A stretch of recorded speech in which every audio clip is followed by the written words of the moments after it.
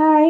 అందరూ పండగ ఎలా సెలబ్రేట్ చేసుకున్నారు? మేమైతే భోగి, సంక్రాంతి అత్తయ్య గారింటి దగ్గర, కనుమ, ముక్కనుమ అమ్మగారింటి దగ్గర సెలబ్రేట్ చేసుకున్నాము.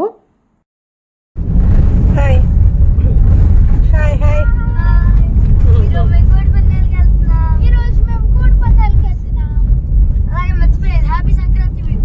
ఆల్రెడీ మీకు అర్థమైపోయింది కదా మేము ఎక్కడికి వచ్చామో అనేది. అసలు ఇంత హడావుడి ఉంది సంక్రాంతిలో అంటే ఎవరికైనా సరే అర్థమైపోతుంది.